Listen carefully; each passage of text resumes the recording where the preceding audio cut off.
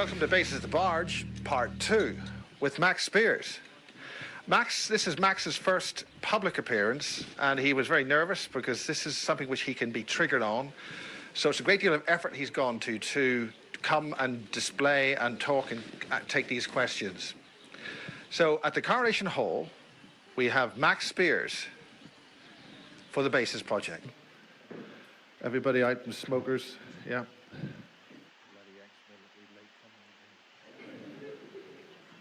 Right, just to remind people that there is a Meet the Speakers at the barge at 6 o'clock when we will all transfer to the barge, where we will announce the raffle. And there's very exciting prizes for you to win. You brought yours, didn't you? You didn't forget, did you? Thank God for that. They don't use spaceships, they use interdimensional time-traveling portals. For God's sake. Right, so that was Max and Sarah, and now we have Max. And do you want to start with just James Casbolt? Do you want to do that? Are you on? Yeah. Are you on? You want to ask me some questions? Right, this is the second part of the Bases at the Barge, which is held at the Coronation Hall. And we'll be retired. Afterwards, you'll have an opportunity to have a social over drinks and things with the speakers at the Barge Inn. And some people will be going up to Knapp Hill and having a night watch to watch flares being launched over the military plane of Salisbury Plain and then calling them flying saucers landing. Ooh. Believe you me. Anyway, this is a military training area. We're surrounded by military bases. The Illuminati live just to the left of us over there. The Illuminati live over there. But right here, we've got Max. And Max and James Casbolt are a couple of British super soldiers. Do you want to describe what that means? It's certainly not a word that I would ever use, and I would never call myself like super anything. I think it starts to get too much involved in ego when you supersize yourself like that. But it definitely, there was military presence in what happens and what the agenda was to create and what was going on with that. I think I'm just... Well, yeah. That's got the ball rolling, so Max, over to you. Okay. Thank you. Okay, so I suppose the best thing for me to do is to start off explaining my connection with James Casbolt. And that began, I was born in Brighton, in East Sussex, in England, here. And I grew up there until I was 8, 9 years old in Lewes, which is just outside there. But I was going back and forth from Brighton to Lewes. And it just so happened that Michael, James Casbolt, was in Brighton at the same time as me for those period of time. Now, there's a swimming pool in Brighton called the Prince Regent swimming pool, and I used to go there with my dad, and they have these flumes, a black one and a red one and a yellow one, and you kind of come down and you go into the water, and they have arcade games. And so I used to go there when I was 6, 7, 8, 9, and they had one of the video games that I used to play all the time was called Double Dragon, and I used to go and play it, and I got talking to this boy who was there all the time, and I used to see him there occasionally, and we'd play this game. And then subsequently, years on, we recognized each other. About 2007, we'd recognize each other. I said, "Oh yeah, I remember you from there. I remember you from Brighton." And so we acknowledged each other. I had been looking into esoteric, occult subjects since I was very, very little. Because I always knew that there was something that wasn't right. I was having experiences when I was 3, 4, 5, 6 in my bedroom. It would always happen when the sun went down, and when it was time for me to go to bed. I would be aware always there was something. I mean, it's like the boogeyman sort of feeling, or the bogeyman sort of feeling, like there was something underneath the bed, or there was something in the cupboard, or there was something around me. When I would start to go to sleep, it would make itself more aware. It would make itself more aware to me. And what I feel now is that there were charmed objects put and placed in my bedroom, that where the house was built as well. Numerologically, it was 93 as well, which is a very specific number, numerologically to Crowley's OTO. So the number and where the name of the road was High Down Road. Now, High Down is a paradox. You can't have high down, so that's also connected to disassociating the mind, which I'll get into. So there was definitely presences in my room from when I was very young, and I was aware that when I would first start drifting off to go to sleep, I would feel myself, this would be every night, I would feel myself slipping out of my body, out above the roof of the house, out, and go up and up and up through layers and layers and layers of clouds. This is going to sound strange, but I suppose it all does. When I get above the top layer of the clouds, there was a stereotypical looking type of witch with a pointed hat on and a long nose with sort of warts on the nose, and she'd be laughing. There was two of them. They'd be laughing at me, and I had that feeling in your stomach when you're falling in dreams. I could constantly have that, and they would be standing around me, sort of like maybe Macbeth sort of type imagery from Shakespeare. They'd be standing around, and then they'd all sort of come around, grab hold of me, and then I'd wake up.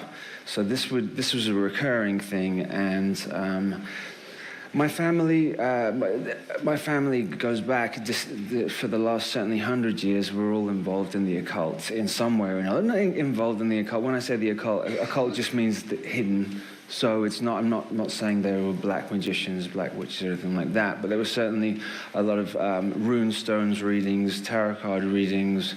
I learned astrology and tarot when I was very young. My mum was sort of Wiccan, so I sort of learned from that.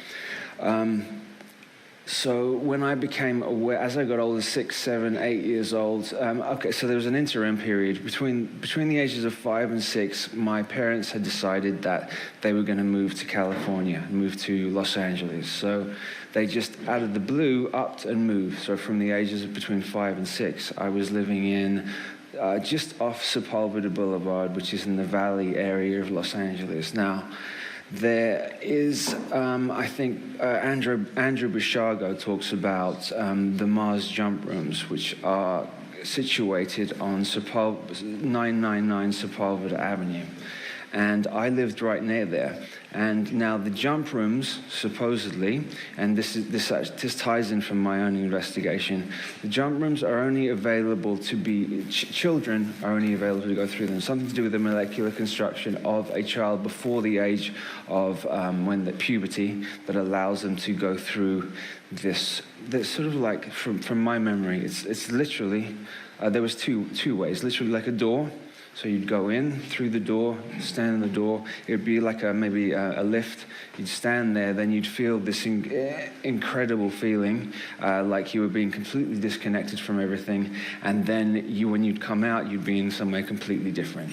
So I had been to Phoenix a lot, and Phoenix, when you look at Phoenix, Arizona, it looks very much like what the imagery of what Mars looked like to me when I was shown it. So I was confused because I was taken to Phoenix when I was a kid, and this also happened. So I thought I was actually going from one state to another, but then some other things that happened told me otherwise.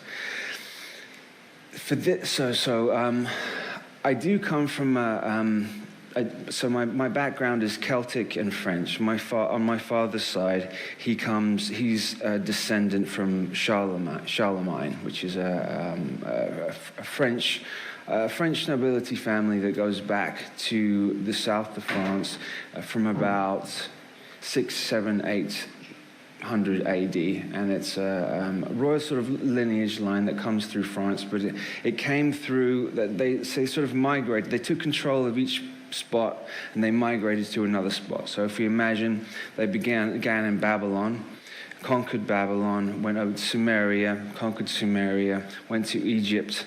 So each one of these are the same people. So if we're understanding these are the same families coming through.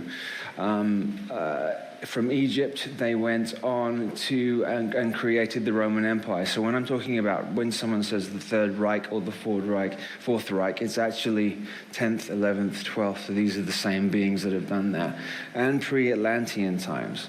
So Second World War was key to understanding to have the complete understanding of how to create a mind-controlled slave. Now, if you go back and look at the Egyptian Book of the Dead, there are actually instructions within that book, and that's a book anyone can pick up from any bookstore.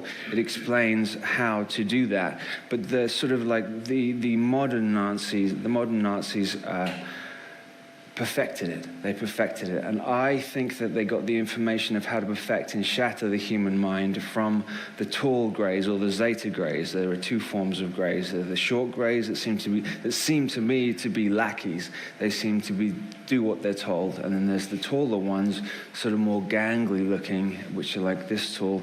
They're also lackeys, but they seem to have superiority over the smaller ones.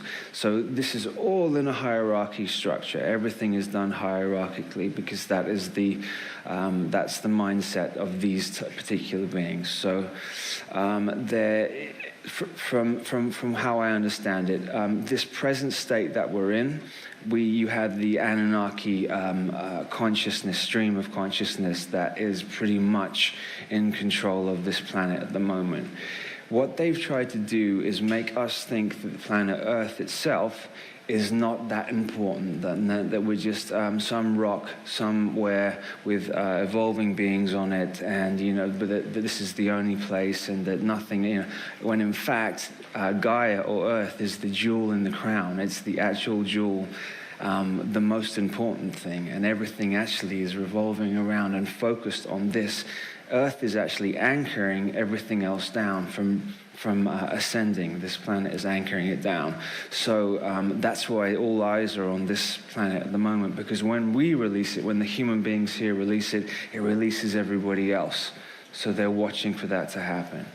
I wanted to go a little bit into, which is what I know about because I've had to study a lot, into mind control in general and how it's done and what happens with that. For these specific bloodlines and these breeding bloodlines, they have to take a child before the age of 3. So to shatter and honeycomb the mind, the children have to be put into extreme trauma.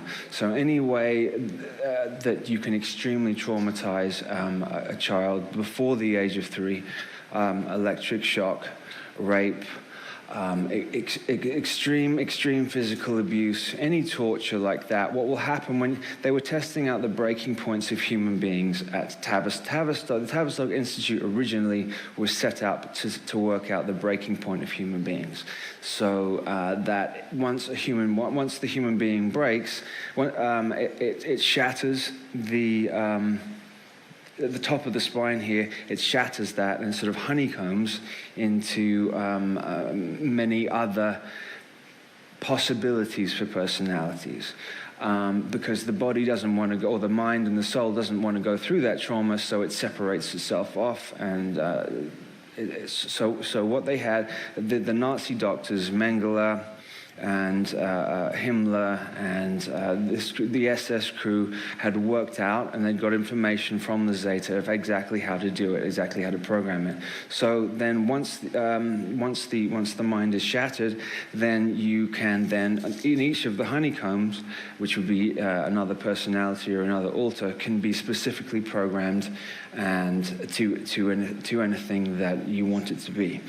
None of the other personalities are aware of the other ones. So you could have somebody with, so it's called MPD, multiple personality disorder, but more recently it's known as dissociative identity disorder, because it's not another personality really, it's another version of the identity of the person.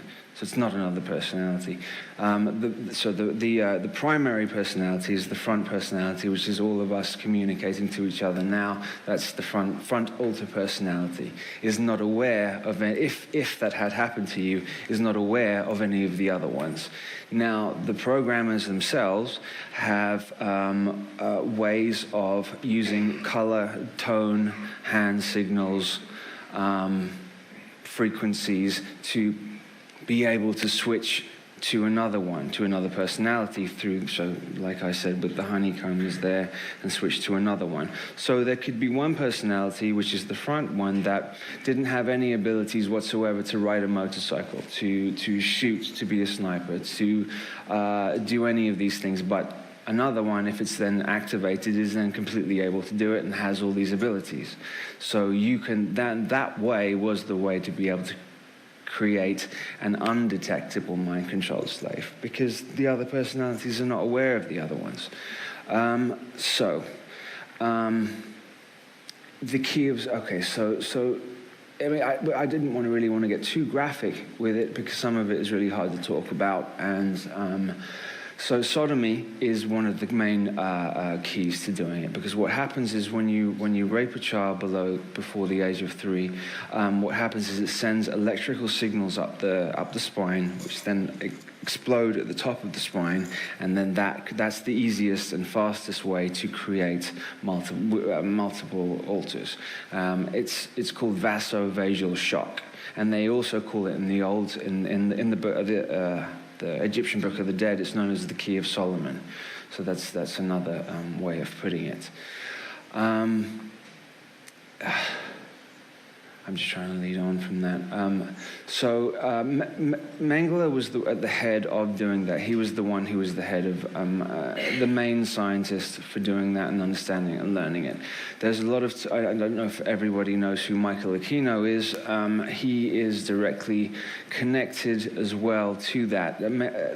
A lot of the people in positions of power now, certainly all the Bush family, which are actually the Bauer family, which are actually German Nazi family. So when you had Project Paperclip, I don't know if you know what that is, but Project Paperclip was when, at the end of the... So essentially, we didn't win the Second World War as it says in the textbooks. What actually happened is that they went underground and then made it appear that they had lost, so that they could go underground, continue with the work through Project Paperclip. They took all of their top scientists, military strategists, and placed them in South America and North America in 1947. 1947 seems to be a major key date for them, because so you have the Roswell incident happening then, you have the CIA beginning then, you have the NSA at the end of that year beginning then, and you have Aleister Crowley dying on that year. And I think this all has something to do with a ritual that was done, which is connected to Hubbard and Scientology and Jack Parsons. I don't know if people know, if anyone knows who Jack Parsons is. Jack Parsons was a genius rocket scientist who was working in Southern California at JPL Laboratories, which is known as Jet Propulsion Laboratories, but in truth, it means Jack Parsons Laboratories. What he was trying to do was find out the ultimate weapon to be created. And what he was using fetuses, and using nuclear technology and fetuses, from baby fetuses at the same time, and combining them together. So they essentially wanted to have at the end a combination of ritual, black magic, and technology used at the same time, and that would be the ultimate weapon. And essentially we've got that going on now.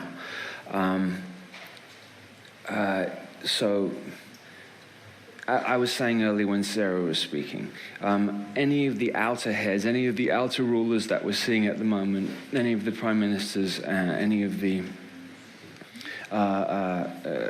aristocracy are only the outer heads. So certainly for the British rulership, if you look at the symbol, you'll see a crown, and very, very often through the crown there'll be a sword, which is the Templars' way of telling you that they rule behind, in the shadows, behind the aristocracy.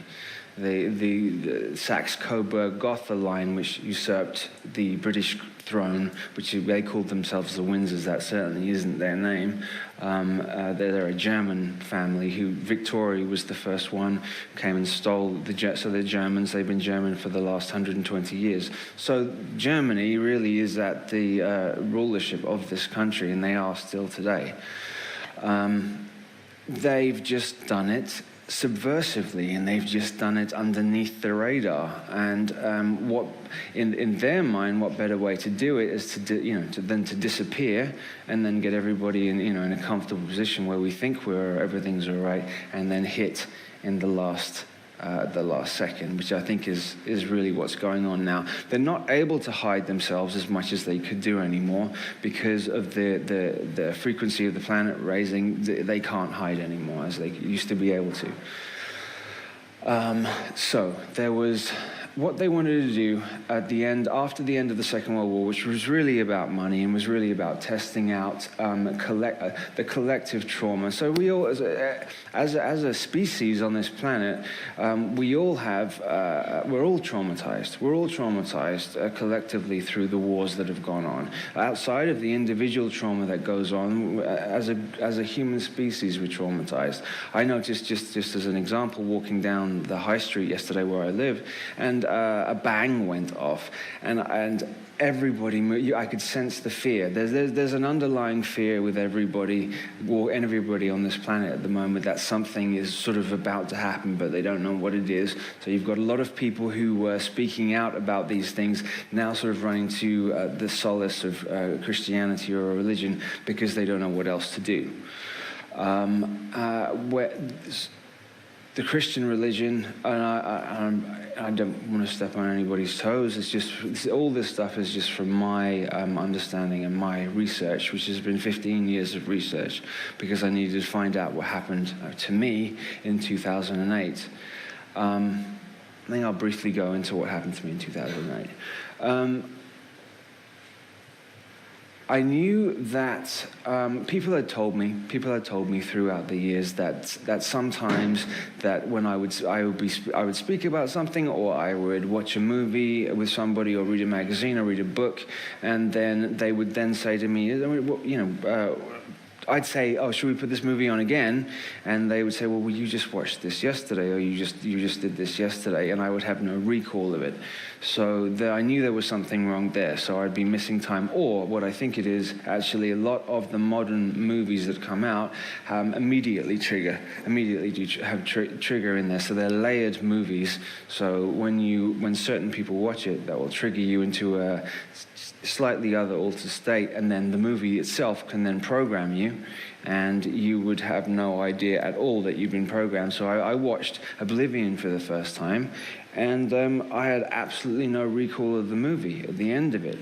I just watched it, and then it finished. I had watched it with Sarah, and then when it was finished, I didn't have any clue what happened in the movie, but it certainly had affected me on an emotional level, but I didn't, and if you think of how movies are laid out, they're laid out in a dream sequence sort of state. So all movies are there to affect the subconscious, because it's not like one camera, like when we're walking around, it's one camera moving wherever you are. A movie is dream sequence, like sketch, like we're in a dream, it's like that. So they're doing that, and that's the Hollywood, which is the holy wood, which is they used to create magic wands, staffs out of this particular wood that grows in Hollywood.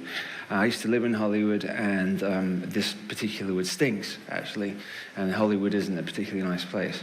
But that's why, and this wood that they use is called the wood of illusion.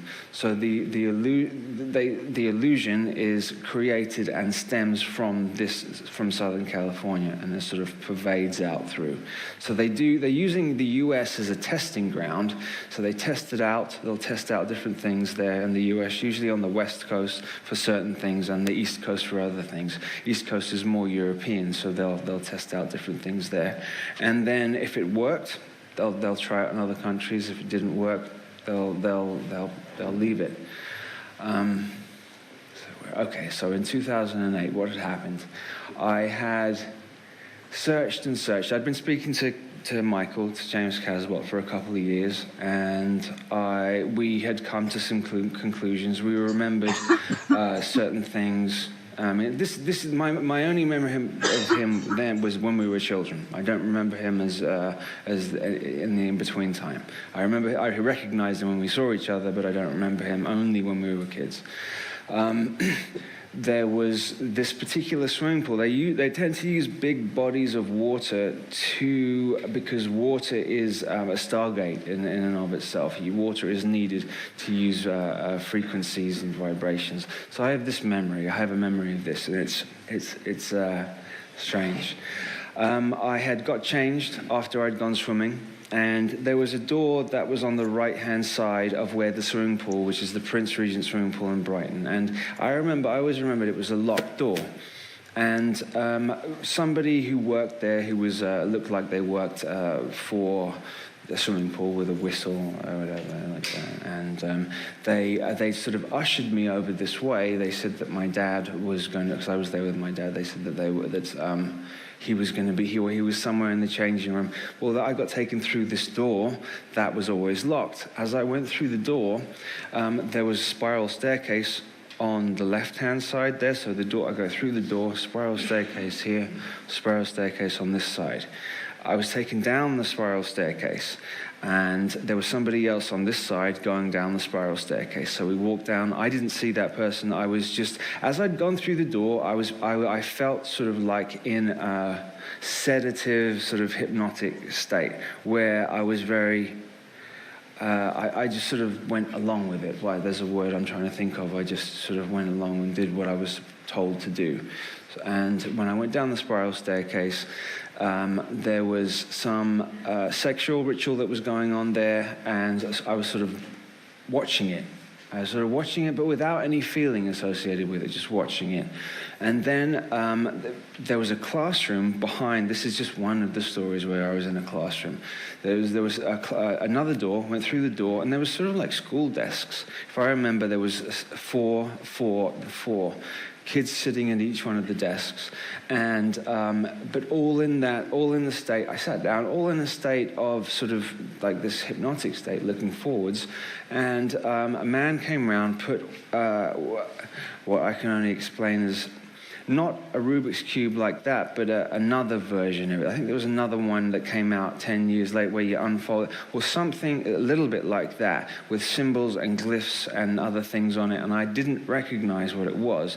But the man who put them down onto the tables had said, okay, go ahead and do it. And I thought, well, I don't know how to do it. But then he said, yes, you do, go. And so I did it, and I started just to know how to be able to do it. So I was messing around with this, and I linked all the things together, and they sort of rewarded me for doing that.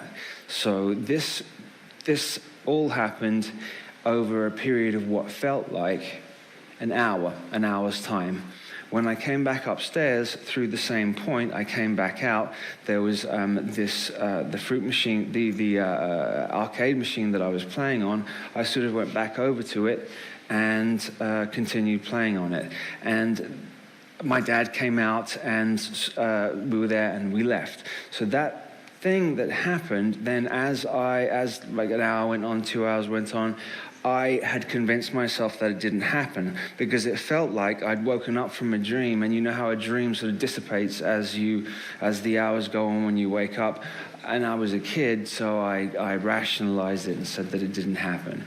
Now, so this is when I was younger, so I'm leading now into 2000. In March of 2008, I had a really... So I have altars that have been made and manifested and created in my mind. And what happened is there's so many of them, and this was around the age of 31, this is the only way for me to explain it, is they started to all sort of like bleed through at the same time.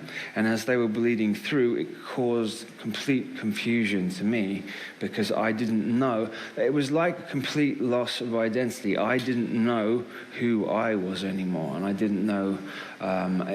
I didn't know my name. I didn't even believe. I started doubting everybody in my life, and I sort of had this Truman Show feeling that everybody who had, including friends from school, friends from the school that I'd gone to, all the friends, family members, that they were all actors and they were all placed there, and that they weren't real people, or they were real people, but they were placements, and that sort of made me have a sort of breakdown because it intensified. This was 3 o'clock in the morning. This started to happen. I think it was like March the 8th, something like that.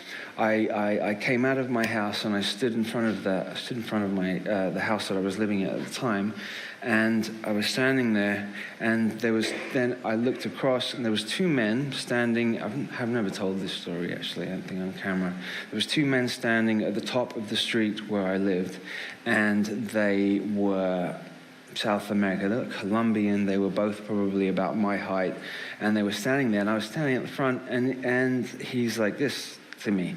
So I walked over to him, and I said, he goes, "What are you doing? You need to get back into your house."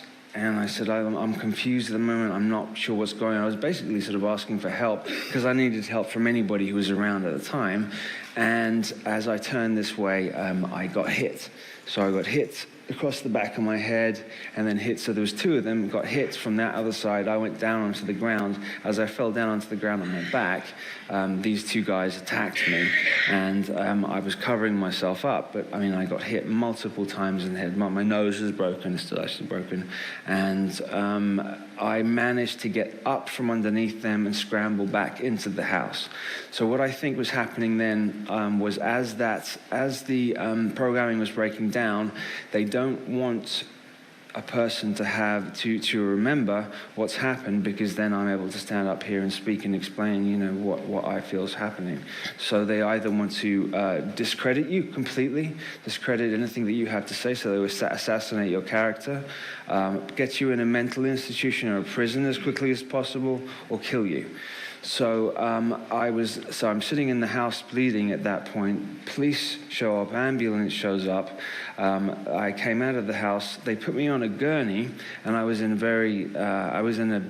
a state that it's very difficult to explain. They're trying to get me into the back of the ambulance. As they were rolling me on the gurney, these two men dressed up in white ambulance men threw me off of the gurney and then pushed the gurney back down on top of me.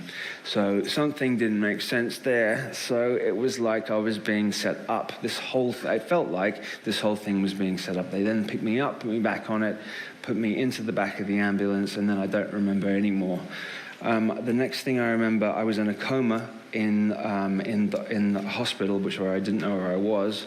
And then they had decided that they wanted to put me into a psych ward. So they wanted to put me in a psych ward for 3 days. So I was stuck in there with some unbelievably unusual people and trying to get out. And so I was there for 3 days. Somebody told me, look, just follow the rules, follow what they tell you, and you'll be out. There's nothing psychologically wrong with you. I went through a number of tests, and there was nothing wrong with me. They just needed to keep me locked down for that period of time.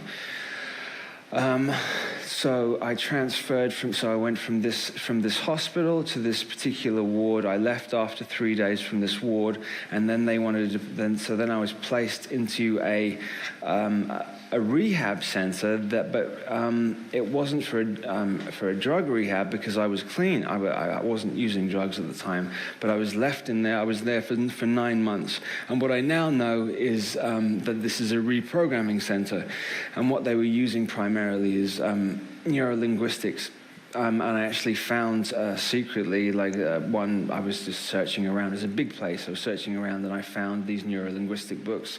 So they were using neurolinguistics to reprogram people who were waking up. I mean, they also help people who have drug issues, etc., but they were reprogramming certain people. I know that 80% of the drug rehabs throughout the UK and the US are used as reprogramming centers. So that went on from there. After that happened, so I was 31, 32, I'm 38 years old now. As I learned this, I learned that had been being used for I'm going to sit down now. I learned I was going to be used, or had been used for breeding processes, because all these memories came back of bizarre sexual situations that I don't ever have any memory whatsoever of being in, and a lot of lab coats, a lot of administering of medication that I had no idea what it was. And so this ties into something else. Okay, so when I was 4 or 5 years old, I was riding down a hill, and I had dominoes in my right hand. It was a child's bike, and I'm riding down the hill. I lost control of the bike. I went into a thorn bush, and as I went into the thorn bush, I fell off. Blah, blah, blah. I came into the house, and my mom saw me, and she looked at me, and she saw there was a dot, a black dot in my left eye. And she panicked, took me to the hospital, and a thorn had gone all the way, pierced the white of my eye and gone all the way into my eye. Now, there's something symbolic about thorn. There's something symbolic about that. Also, the fact that when they pulled the thorn out of my left eye, they didn't give me any anesthetic. So I remember when they pulled the thorn, they were holding my eyes open as they came forward to take the thorn out. Just before he touched it, I remember leaving my body, because I remember often whispering, leave your body, because once you leave your body, it's reinforcing the altars there, so they can then, once you leave your body, then they can reprogram another altar. That was just one of a number of situations that happened like that. Okay, I'm going to give you another scenario that happened to me that was very significant. I was staying in this same house. There was a 2-week period of where I felt like there was bleed through of all these different altars that were happening. I had it wasn't a dream. It was literally, I was literally experiencing what was going on. Oh, my mind got pulled. Hold on a second. Okay, so I was, I don't know whether I was on a ship, I don't know whether I was on a base, I don't know where I was, but I know this, that I was led, but with 2 people in white lab coats next to me, up to a big, maybe an oblong square tank full of blue liquid, and inside the tank there was an Asian-looking baby, okay, and it had a big round face, and it was smiling, and it was sort of there. It was sort of like that. These 2 people next to me brought me up to it, and they said, communicate with it. That it was a he. This little boy needs communication with you. You need to interact with him. He won't interact with anybody else. Now, there was inside this tank, there was blocks, little blocks, like blocks kids would play with on either side. And they then said to me again, play with him. So I focused, looked over where the blocks were. I made telekinetically, I made the blocks start moving, and they started moving in different shapes in this blue liquid there. As that started to happen, the baby then emulated it with the other blocks. So he was copying what I was doing, and they seemed to be very happy that this interaction was going on.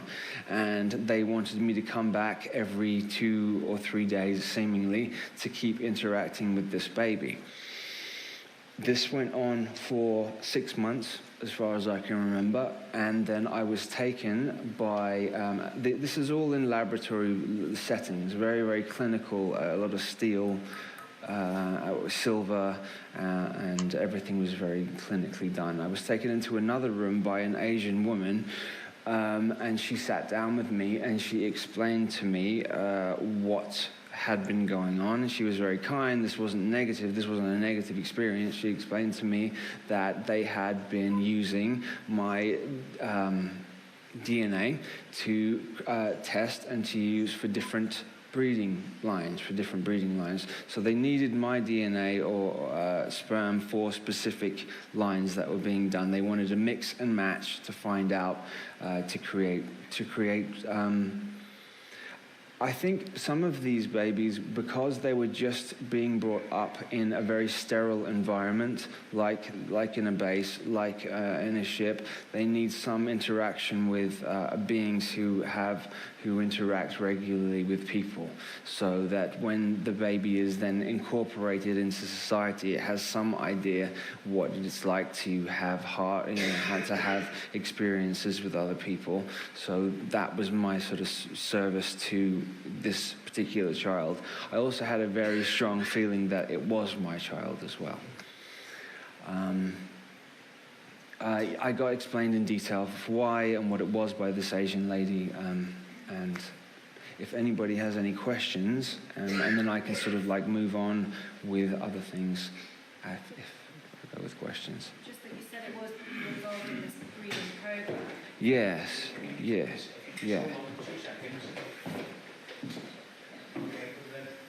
Just that you said, you were involved in this breeding program. Yeah. Like, how do you know how that happened? Do you know how they were Okay. using you, and were you conscious of it, or was it was it an altar, or?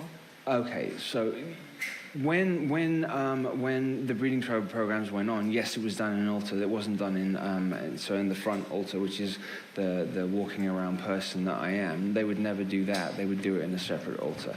So there's a number of different programs. Beta programming is sexual programming. So Project Monarch, which is used for 90% of Project Monarchs are female, and they're used for prostitution. They're used for pleasuring the elite in whatever way, and there's the small percentage that are also males, which are used in that way as well. So I'm sort of connecting myself to that in that level. So was it done in altar? Absolutely, yes. Yeah, it's just because I had that bleed through at that time. I remember now bits and pieces. More memories are coming back as I go along, and I remember James Caswell and a number of different ones as well. And my question to you, I've only recently come across your work. Yeah. Why you? Why were Right. you chosen to go down the spiral staircase at that age? Right. Why were you chosen to take part in all this stuff? I think there are a group of volunteers that have come down and incarnated into certain bodies. The elite, or whatever you want to call them, are aware when somebody is going to incarnate into a certain body. They're aware because everybody has a harmonic signature tone. Everybody has an individual fingerprint, signature sound tone that when they come into the body that they give off. So they're already tracking and they're already aware of who it is. Why was I picked for it? Because of the particular it really is down to bloodlines. Because of this particular bloodline, these are all seeded from different off-planet streams. So you have the Sirian streams, you have the Orion streams, Alpha Draconis streams. It all comes down to essentially off-planet stuff and inner Earth stuff. So the French line, which comes from Charlemagne, is connected to the Fisher Kings. They call them the Fisher Kings, and they're the tribe of Dan, which the tribe of Dan is the one of the hidden tribes of Israel, and they sort of left it out of the Bible. They left the tribe of Dan out of the Bible because they thought they were blasphemers, and they thought that they were worshipping false idols, etc., etc. So they sort of pushed them out of that. So this particular tribe, this tribe of Dan, is what they were looking for because of the PSI abilities that they have, psychic abilities that they have.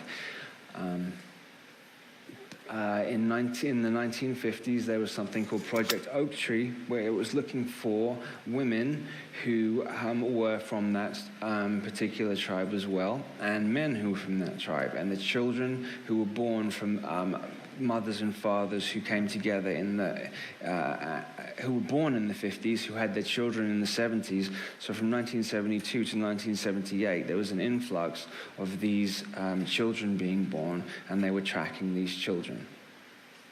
How many people, just in regular life, getting out, going to their job in their insurance company at call centre on a Monday morning, thinking they're living a normal life, might actually be like you, programmed, and not know it? Because they've got bloodline in their family. I think that there are 2 million people, to some extent, programmed specifically in this country, but then you've got to understand, like, they have a total understanding of the subconscious. So any billboards that they understand the rods and cones in the eyes. They understand that the number 13, or the letter M, is, we all really know what it is, and it's symbolic of birth and death. When they created the McDonald's restaurant, for example, they didn't care that the name was McDonald's as long as it began with the letter M, because when you see the letter M, it reinforces this cycle of birth and death. So you'll see a lot, if you look around now, you'll see a lot of M's circled, or M's making a point of showing you the M or the number 13. You're welcome. Thank you very much. You're welcome. Yeah. Is this still on? Yes. Yeah, okay. On the breeding program, you said were the memories bled through to it at some point? That actually happened? Was it actually in your adult life? The memory come through? Yeah, so 31 was when that happened. Before that, I knew that something was going on. I knew that there was that, because I felt it and I trust my instincts, and I knew when I would get, throughout my 20s, throughout my whole life, when I got very, very upset or very, very angry, things would happen around me. The glasses would break, books would fall off on the ground. So I knew that was one of the clues. There was something unusual going on with me, because I have a lot of bioelectricity coming off of me. So I knew there was something going on. In 2008, there was confirmation of it, and I had a lot of memories come back to me that were really, really, really unpleasant. I haven't gone into a lot of the satanic ritual abuse, which I can do, and I'm quite happy to do that. It's just I don't really want to go into too many personal experiences on camera because of what's happened in the past. Now, I've done that, and then, there's Facebook and this and that and the other, and it's kind of difficult to have people saying this and that about you after you've sort of poured your heart out about this. This is what I'm trying to establish, that 2011 we had sort of the same experience of you did? Of something happening. And it was my best way to describe it is like a flash of a memory, and where did that come from? For me, there were so many that came through. I literally thought I was losing my mind. Well, I had the original experience on the evening, and thought was strange, but didn't really, your mind goes somewhere else. Just nothing. Yeah. And then a couple of weeks later, I'm just watching the TV in my front room, and there was a flash of like a segment of memory. Yeah. Which I don't recollect ever being in a chrome room. Yeah. You know what I mean? Yeah. But trying to piece together the pieces of the jigsaw over like a 25-year period of 46 years. Well, they have time travel technology, and they've had time travel technology for a long time now. So when you've got time travel technology, it's very, very difficult to really work out, did this happen then, or did it happen then? Because timelines are being changed all the time. For example, if I pick this up and put that down, and like that, I've just altered it, because had I not done it, so it's altered another line as well. They also have time stop technology, which is where they can slow time right down and then do some really nasty stuff, and then restart it up. They can sort of go. They can create. It's really easy for them to create portals, to create vortexes. There are lots of vortexes scattered across the planet anyway, but they can create them. So a bit like the Adjustment Bureau. I don't know if anyone's seen that. Philip K. Dick's work. Philip K. Dick was an insider and put a lot of truth out. And so they can create vortexes or stargates, go through it, freeze time or slow time down, and do things. And, John Dee and Elizabeth I. John Dee had worked out a lot of that stuff back then, and I have a very strong feeling that Elizabeth I and Elizabeth II are actually the same person. And didn't John Dee actually, he was working with demonology, wasn't he? He was a very high black magician, yes, yeah. And so I'd wondered for the longest time, why are these Goetia demons under, why are we allowed to summon them and then tell them what to do? It didn't make any sense. So there's something going on this planet where we're linked to these, if you want to call it hell, or the lower frequency, we're linked to them, and they have to do what you say. The thing is, they'll always trick you. They're always cleverer than you, and you'll always get backlash from it, and something negative will happen. Yeah. Cool, thank you. Hi, Max. Hi. I just wondered if you could just tell us what's actually happening with you now. Are you able to control it better, or because obviously Miles sort of said something before you arrived that, you've been over the last almost 3 years, I have done a whole lot of work in deprogramming and taking care of myself more, because what they also do is the attachments, they attach, and then they get emotions and they sort of grow. So they attach and they grow on you, become more powerful through your own emotions, and then they start to make their thoughts your thoughts. So then you've got to differentiate between, is this my thought? Did I choose to do that, or is this somebody else projecting the thought in my head? Which is very, very important to do. So I learned over the last few years, and I turned a lot around from 3 years ago, because I was ending up in positions where I was almost dying, like multiple times, 10 times, 15 times, where I was almost dead, and then not. So that is not. I've come away from that. It was really they seem to really want me to be dead for a very long time, but they now are not able to do that, because they can only attack you if you're vibrating at the same level as them. So if you're vibrating at a higher frequency, they literally can't even do anything to you.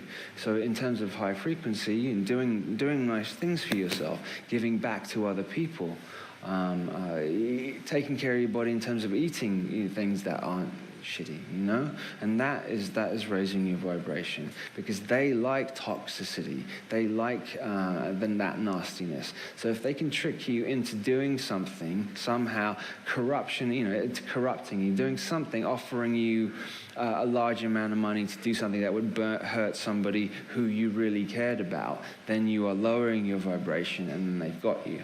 So many deals are made, the heart deals. Essentially what they want to do is they want to break the human heart. And if they break the human heart, then they have it. They have us. And the human heart is the thing that's shining the brightest. That's the thing that's keeping us going. They're able to enter all the rest of the chakra points on the body, but they're not able to get to the human heart. So a lot of the deals that are made, acting deals, music deals, fame, seemingly they love, people are loving to have fame. You are selling out. If you look through all the big bands, music bands throughout maybe the last 50, 60 years, somebody has died, and all of them, somebody's been killed, and it's usually the nicest one. It's usually the one who is, the kindest or the nicer of all of them, because That way, you're taking out, the kindest heart, and then money and fame come with that. Eric Clapton is actually quite a good example with his son Connor Clapton, who fell out the window and died. That was Connor with Clapton was the closest thing to Eric, and he died. So that would be. Hi. Just a combination of technology and magic is a little bit like a black box like that, which you can change frequencies on, because they have to hide themselves under the guise of being, human beings here, because they don't look like human beings. And sometimes they use a holographic field around themselves. Other times it's connected to actual shape-shifting, because shape-shifting is actually very, very easy. All it is unlocking DNA codes and relocking them into another one. Yeah. I just wanted to ask you about your parents. Do you know who your biological parents are? And Yeah. what's your relationship like with them now? Do they know about all this? Yeah, I'm going to be very careful about personal things like that. Yes, I do speak to one member of my family who I'm close with, who does know what's going on with that. So were they part of it, or were they, It's as you said... multi-generational, so every generation back is part of it, all the way back. Okay, thank you. Yeah, you're welcome.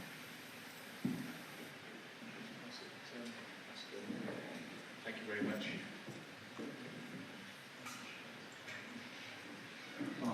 Hi. Yeah, I just wanted to seek a bit of elaboration actually on the question of timelines. It's funny, I was trying to ask you about it, and you actually mentioned it a few minutes ago briefly. As you know, there's a thinking that we create different timelines with every decision, etc. Yeah. So I just wanted to seek a little bit of elaboration, according to your experience, on the question of, well, two things really.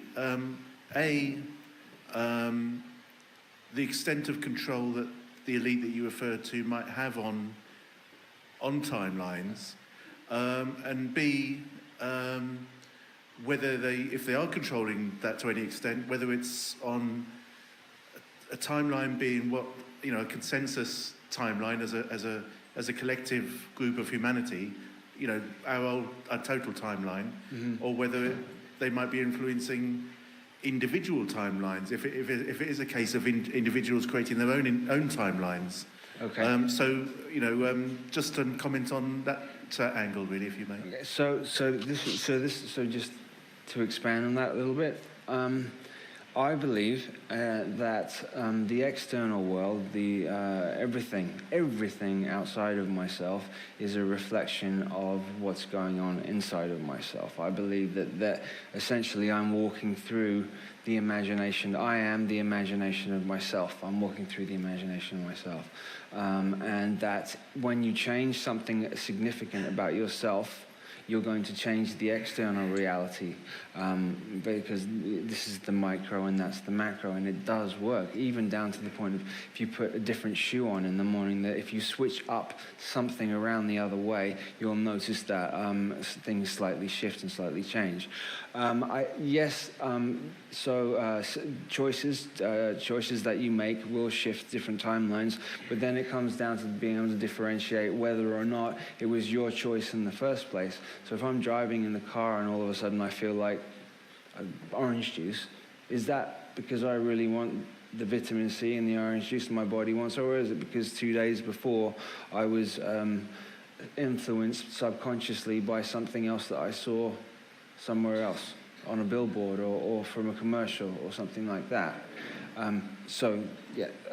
Are they in control of that? To an extent. I think when you understand your own thoughts, then you are more in control of it.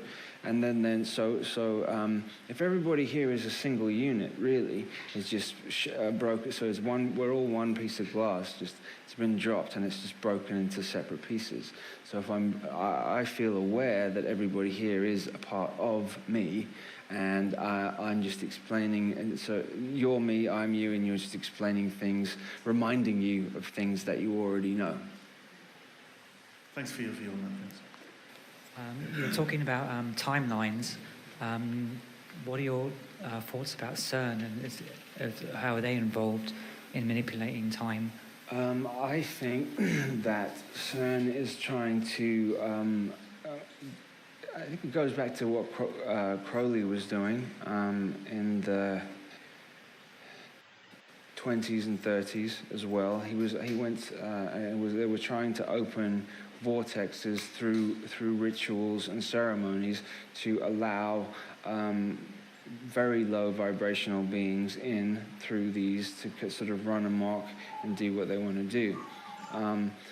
CERN is what I feel they're trying to do, because they're using like ancient religion as well. They have a statue of Shiva right in the front of CERN, which sort of doesn't make any sense. Anyway, but if they do this correctly, they could tear a hole in space-time and allow these beings or these entities that have been locked away for very, very long time to come back here and sort of make hell on earth. If the great work of ages, which is where it began, from this whole thing began, when Atlantis fell 13,000 years ago, they have they wanted to create a new order. So it's taken 15,000 years. They had this block of time to get a perfectly organized, ordered, sort of like global Nazi state. And the capstone floating above the top of the pyramid is letting you know that it's still in progress. And when the capstone is placed on the top, then that means they have completed the great work, which is the aim to have what I just said, a global state. Given what you went through, I'd be very interested to hear your opinion about the fact that the paedophilia within the government, where, the whole Jimmy Savile, Ninth Circle, Royal Affair, I think it's all coming to light now. Yeah. I mean, I would assume that would be information that they wouldn't want to come to light, the ruling families, because it's beginning to make people question. We're coming up for a general election and people are thinking, I'm not going to vote because we're run by a bunch of murdering paedophiles. Right. It's in the Sunday Mirror now. Right. It's coming to light very, very, very quickly. And that's the thing, but that makes me feel that there's something more going on with it, because like I said, the people who seemingly are in control are all expendable. And I think, there's consciousness is raising, but I think they have something else up their sleeve, and I don't think it's just going to be as simple as, okay, rising up, yes, these people have done that, yes, Prince Charles has done that. I have memories of Charles doing like heinous, unbelievably horrible things. So these people, will fall, and then so what's going to be replaced? They're going to put somebody in a position to So you think it's a double bluff? I think that there's more to it than just all of a sudden we're all waking up and everything's going to be flowers. I think there's something else coming before that happens. Will we see an end to paedophilia ever, or is it just part of this whole global, cosmic way of these beings operating? They can't function here. They can't be here unless they steal raw, like life force energy. That's how they feed. For them to maintain how they are here, they use that. Is there going to be an end to it? There'll be an end to it when they cease to exist. And I think that we, as us being the creators, really, we have to sort of almost think them out of existence. When we realize, when everything's out, when we realize what's really, really gone on, when everybody realizes that we've all been lied to, all the textbooks were wrong, we'd all been lied to about the physics, maths, chemistry is all BS. And when we look at it like that, I mean, the influx also of the flat Earth stuff that's coming out now is insane. I don't have, I'm not saying it is or it isn't that, but I do know that the way we've been told that the globe system works isn't exactly right. So, I mean, it's hard to... yes, in the perfect world, of course, that would all be done with. Sarah touched... only one more question, then I will shut up, I promise. But Sarah touched on this about the children that have been abused and how they go off and lead these awful lives. A lot of them commit suicide and turn to drugs. The majority. The majority. Yeah. But if you have that trauma as a child and you have no idea why it's happening to you, let alone that it's part of a galactic thing. But can people who have been victims from children's homes and currently existing in the world as damaged adults, can you ever heal them? Can they be healed? You seem quite healed, actually. I must say. Yes, you can, but a lot of work needs to be done. I think a lot of work has to be done. And first of all, you'd have to realize that something had been done to you. And the majority of people don't want to realize that or don't want to think that. And so, and the rational mind is so strong and telling you that, this is this and this is solid and we're sitting here when, nothing is solid. The reason we're living in a dualistic, everything is dual here. And the dualistic nature of it is the illusion of it. If it vibrates, everything is vibrating. If it's vibrating, it's going from one point to another point, back and forth is vibration, right? So it's going. There's duality within the vibration. So if it's vibrating, then it's dualistic and illusion.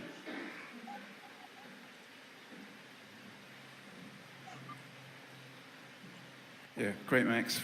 Just a quick question about Aleister Crowley, because I do believe that intuitively anyone who's so demonized in, the public, there might actually be some truth that he may have been a star person, or at least isn't quite the demonized person that he's made out to be. And, any person like that's portrayed in a negative way, they do that for a reason. So is it that he is actually, one of these light workers, and we just don't know the full story of who he was, and obviously his connections to the intelligence agencies and things, but there's much more to his story than we actually know. And he wrote and exposed in his books about things that had not ever been written before. And so the information that he put in his books, regardless of whether it was good or bad, or if he was doing anything good or bad, when one human being does something that nobody else has done before, we all collectively evolve and we all collectively get wiser. So in that respect, definitely, and I definitely believe that there's a Crowley connection to the Bush family as well.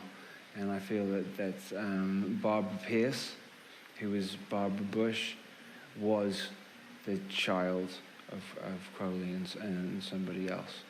And also, I don't think anybody knows about Candy Crowley, the news reader on CNN. Has anyone seen her? Just have a look at her spitting image of him with a wig on.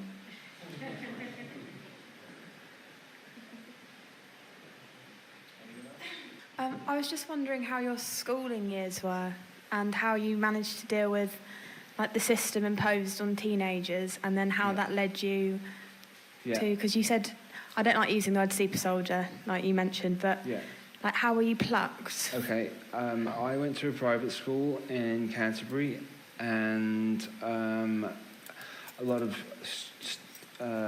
things went on there. I'm just trying to be careful with names and stuff, that's all. I was christened and confirmed by the Archbishop of Canterbury in Canterbury Cathedral. And so there was that ritual in and of itself by that person. They already had picked me then. I'd been to a couple of schools, and there's a lot of missing time for me at school. There's a lot of things where wasn't aware what had gone on. And there's somebody else in particular who's in the public eye, who I sort of don't want to mention, but who went through that with me as well. And I knew, I was aware that there was stuff going on that shouldn't have been throughout school, just for definite. Yeah. Thank you. Sorry, I've got one more question. Did your parents know, or do your parents know, or did they know what was happening to you? On one side of them, they both. There's Tavistock. Is Tavistock and Stanford Research Institute are prevalent in my family. I remember going to laboratories with a best friend of mine who was a little girl when we were very, very young, and her parents were scientists from Stanford, but they would come back and forth from Sussex University to Stanford University, and those two universities are the main arms of Tavistock. And I remember some strange incidents happening when we go. Her mother would say, "Okay, we're going to the lab now." And she used to come pick me up and Meredith up. This was my best friend when I was a little boy, and we'd go to the lab, and some strange things would happen there, like out of feeling like I was out of my body. And then we were locked in the car. I remember being lots of times locked into spaces with her, and it didn't make any sense. But whenever it happened, it was always sort of like in a disassociated hypnotic state. And so then when time went on after, I just assumed that it didn't really happen, or some adults say, "Oh, it's just your imagination," and I now know that it wasn't. They did 3 surgeries on my left eye after the thorn went into my eye, and they had to take my eye out and then cut the muscle behind the eye and then re-put it back in. Now, Sarah's seen my eye, this left eye, before glow, completely become like fluorescent sometimes. If I have extreme emotions or an emotional thing come up, my left eye will glow. So I'm not so sure that they were doing exactly what was said when they were doing the eye surgeries. I'm sorry, but you're so fascinating. Are you still programmed now, or are your alters I would say, yeah. I would say yes. But I mean, it's such a long process to deprogram, and there's a lot of work that needs to be done, and you have to sort of surround yourself with people who you really can trust, because I've certainly not said a lot of the things that have happened, because some of them are really, really brutal, and some of them are not very nice to hear, But I'm quite happy to talk one-on-one, with that. But I'm much more careful now about what I'm going to say in front of a camera. And have other people contacted you? Just for example, you mentioned Meredith, and there must be other people that... I hadn't seen Meredith, the friend from school. She's a doctor now, and I haven't seen her since I was 7 or 8. She actually works at Stanford now. She does that. But do you have any contact with people who have gone through similar experiences where their altars have broken down and yes. they're remembering, and it seems to be a collective remembering? Yeah, you're waking up, people in here have woken up, people are waking. Yeah. There's obviously an army presumably some sort of army of you guys. And your friend James Casbolt, if you could talk a bit more about him, if he is your friend, I don't know. No, he's not really. your friend. Well, there's obviously a link there. You grew up in the same place, Yeah. He is not happy. He's very angry at me. Well, I didn't have any animosity towards him. He got angry. He's angry at me, but he. It's a bit difficult to go into his story because there's a blackmail and lawsuit thing. You don't have to, but yeah. it's interesting. Yeah.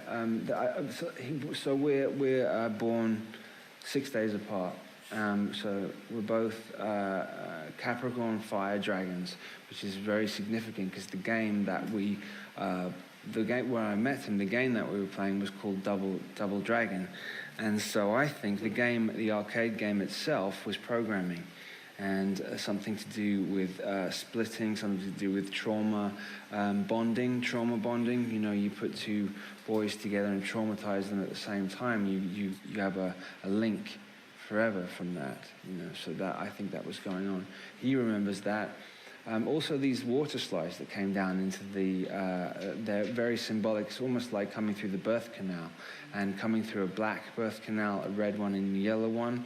It's very, it's very symbolic as well. The whole setup of this swimming pool and leisure centre was set up as a ritual and a ceremony. So you come down the birth canal there. Then we played the double dragon game, then spiral staircase, then this sort of like classroom setting. So all these things like tie in. Anyone else? A question you'd like to ask? Have that many from the back? Yes. Anybody at the back? Yes. Thanks, Joanne. Thank you. I just wondered, because you're waking up, which I think is wonderful, are you now approached by entities or other presences that are supporting your waking up? I'm very aware of my guides that have been with me, all my galactic family that is always with me, that has always been with me. I'm aware of that. I was very disconnected from that for a long time, and then the more you sort of become in sort of constant touch with them, your decision-making skills sort of get better. Because when you're not connected to them, you tend to make really bad decisions, or I did. So yeah. Am I answering the question right? Yeah. It's it's also because I noticed that there's such a change going on that let's say the positive, the constructive powers or presences are approaching the ones who want to wake up easily. Yeah. Now, I also have the negative ones following me all the time. Yes. You know, and I'm aware of them watching, following. Yeah. But are you aware of any communication between those two? I mean, in the other dimensions. They've had to. There was numerous divided forces that infighting. They're sort of like a crew of robbers where they agree on the crime, but they don't agree how the money's sort of divided out to each other. But now they've had to so they've all sort of kind of got together and joined to make sure that they get the agenda fulfilled. So the ones that had been fighting for thousands of years have now come together. The Davidic bloodline, which King David's bloodline, is now joined with the Merovingian bloodline. They've connected up, which they never would have done for a long time. The tribe of Judah is joined up with. I'm talking about the negative aspects of the tribe of Judah have joined up, and this really does lead back to Anu, Enki, and Enlil, and the original Anunnaki who created this hominid, or this upright species that we have now, this template of the being that we are now. They sort of put together. Remember, they've got the technology to build a being, place it inside the female, and let it grow, and then they think that it's their child, when in fact it's hidden under another name with sleeper programming to wake up when they want it to wake up, to go ahead and do the duties or the job that they want it to do. That makes sense? Yes, it does. Thank you. You're welcome. Anybody else?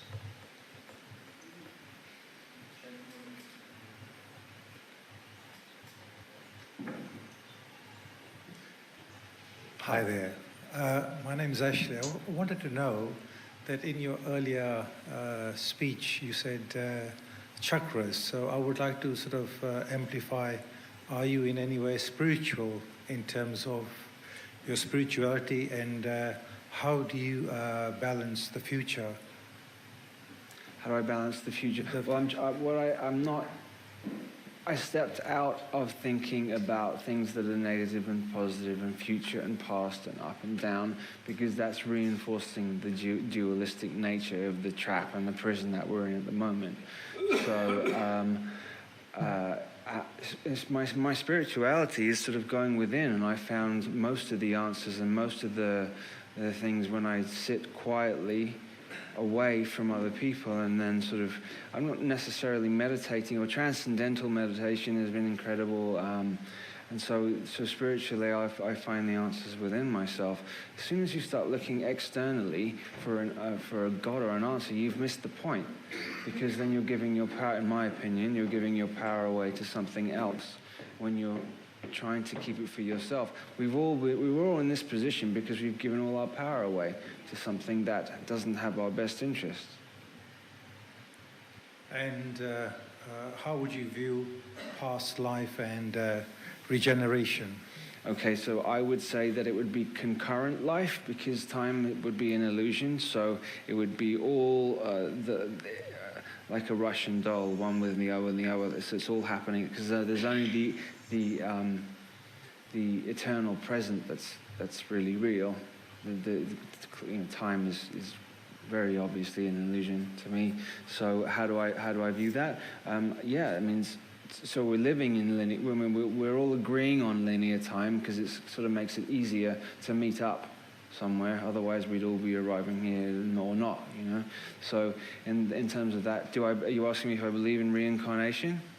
Was that what you were asking me? Absolutely, because it feels yes, absolutely. So you would say that can we all somehow that we may have or may not have healing powers to heal ourselves? I think everybody is self-regeneration.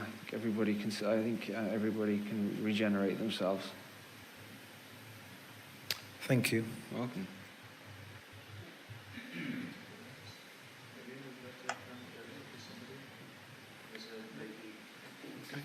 Can I just talk? We're all living longer. I know it might be a little bit an awkward question, but who's actually responsible for making us be older, sort of, you know, being alive longer? Is it ET or is it human beings? You mean the few years older that we're getting now? Yeah, rather? Yeah, I mean, like that's only really because of the food isn't. I mean, the food is. It's what? Sorry. The food is a little bit better. There's medicine, Western medicine now, but we shouldn't. The human body is genius incarnate, and it's infinite incarnate. It shouldn't age up to 100 years. We should live thousands of years. We shouldn't be aging like this. So what's stopping it? I'm sorry? What is stopping us? Well, the creators of this particular body messed around with our DNA helixes. So we're not. If there's 12 basic root races in this particular galaxy, feline races, dog races, reptilian, a number of different reptilian races, mammalian races. What they've locked it down within the human body is only mammalian and reptoid. So we've only got those two, and they don't fit together at all. They're complete opposites. So essentially, every human being has got an internal war going on inside them at all times, and most things that are promoted are reptilian brain based things, survival type stuff. So you know, eating, fighting, sleeping, anything, all those things. Like sex without love, all the things that are sort of based upon the pleasure sensor part of the brain, the pleasure part of the self-pleasure part of the brain is all based on reptilian part of the brain. The R complex, it's called. So I know that in the human body there's, I'm not sure about this, but there's a part of us that is reptilian. Oh yeah, on the pelvic. The amygdala, yeah. Yeah. If we've got that, isn't that? Shouldn't we be inheriting that sort of genius? Genus? Well, genome, yeah. Shouldn't we be inheriting that genome to make us live longer from that? Well, we're predominantly, because it's the neo-mammalian brain, we're predominantly neo-mammalian, okay? And the older part, the ancient part of the brain is the amygdala. It doesn't mean that we would live any longer. We're either one. Yeah, I think that they're both. We should have far more strands of DNA. Far more strands of DNA. Well, in actual fact, we've got 2 strands. We've got 2 strands. Yeah. It's moving into 3, isn't it? Because you're getting. Some people have more than that now. Some people are walking around with far more than 2 strands. I believe that 200 million years ago, we did have 12 strands. And we was messed about then, and they took away sort of 10 strands, leaving us with just really 2 strands, which is one survival and the other one was procreation. Right, mammalian, reptilian, yeah. So that did happen, sort of 200, if not a little bit more longer than that. But Right. We are a human body that did have 12 strands. Yes, yeah. I mean, in its prime form, how it's supposed to be, yeah. We would. The enlil disconnected it and sort of brought it down. Yeah. There's still that war going on between the two half brothers, Enlil and Enki, and you've got the spirit, the war going on between the scientists and the priests, which stems from Atlantis all the way up to present day. Yeah, the scientists want to have this body, live in this body, stay in here, you know, for good, and continue like that. The priests understand that really we're part of a bigger thing than that. Yeah, because the Pleiadians have 12 strands, don't they? I hear. Okay.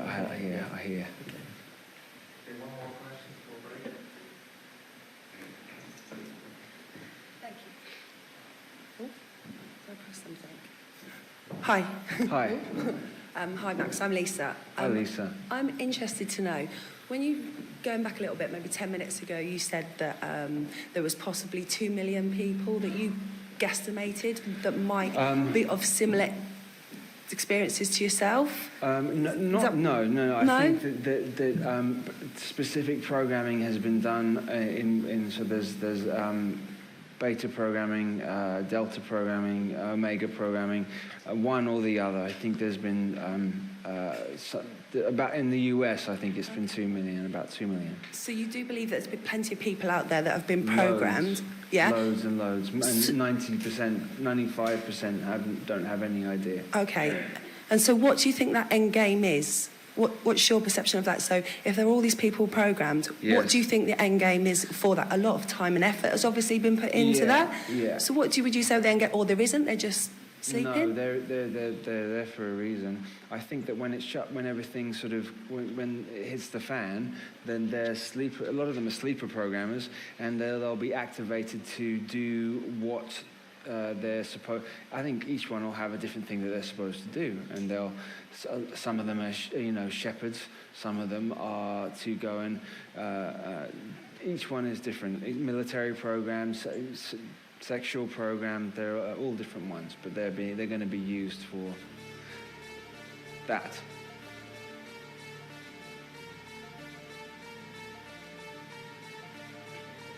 As far as I'm concerned. Thank you. Thank you.